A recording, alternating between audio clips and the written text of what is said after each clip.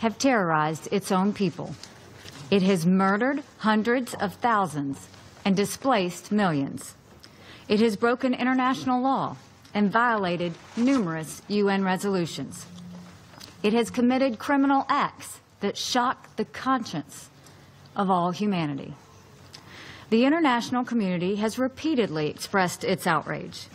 The Joint Investigative Mechanism has found beyond any doubt that the Syrian regime has used chemical weapons against its own people multiple times. On Tuesday, the Assad regime launched yet another chemical attack on civilians, murdering innocent men, women, and children in the most gruesome way. Assad did this because he thought he could get away with it. He thought he could get away with it because he knew Russia would have his back. That changed last night. As I warned on Wednesday, when the international community consistently fails in its duty to act collectively, there are times when states are compelled to take their own action. The indiscriminate use of chemical weapons against innocent civilians is one of those times. The United States will not stand by when chemical weapons are used. It is in our vital national security interest to prevent the spread and use of chemical weapons. Our military destroyed the airfield from which this week's chemical strike took place. We were fully justified in doing so. The moral stain of the Assad regime could no longer go unanswered. His crimes against humanity could no longer be met with empty words.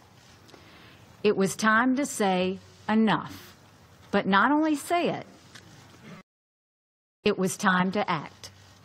Bashar al-Assad must never use chemical weapons again, ever. Now, while the Syrian regime is responsible for the chemical weapons attack, it is not the only guilty party. The Iranian government bears a heavy responsibility. It has propped up and shielded Syria's brutal dictator for years. Iran continues to play a role in the bloodshed in Syria. The Russian government also bears considerable responsibility.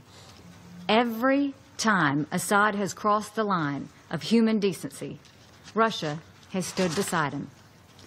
We had hoped the Security Council would move forward, but Russia made it known, as it has done 7 times before, that it would use its veto once again, covering up for the Assad regime. Further delay by compromising with Russia for a watered-down resolution would have only strengthened Assad. Strengthening Assad will only lead to more murders. We were not going to allow that. But it's even more than that. Russia is supposed to be a guarantor of the removal of chemical weapons from Syria. Think about that. Russia is supposed to have removed all the chemical weapons from Syria. But obviously, that has not happened, as innocent Syrians continue to be murdered in chemical attacks. Let's think about the possible reasons for Russia's failure. It could be that Russia is knowingly allowing chemical weapons to remain in Syria. It could be that Russia has been incompetent in its efforts to remove the chemical weapons. Or it could be that the Assad regime is playing the Russians for fools, telling them that there are no chemical weapons, all the while stockpiling them on their bases. The world is waiting for the Russian government to act responsibly in Syria.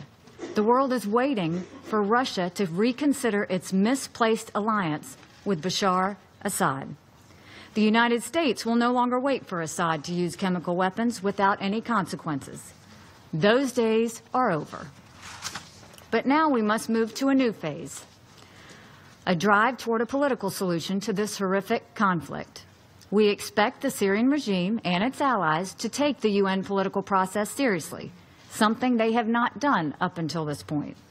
We expect Russia and Iran to hold their ally accountable and abide by the terms of the ceasefire. We expect this Council to speak loudly and forcefully when the regime or its allies undermine the political process, and countless of our own resolutions.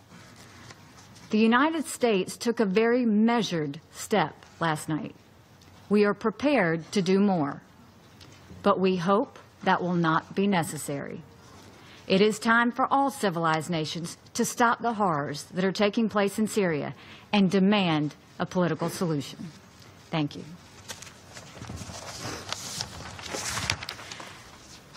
I will now resume my function as the President of the Council, and I give the floor to the representative of the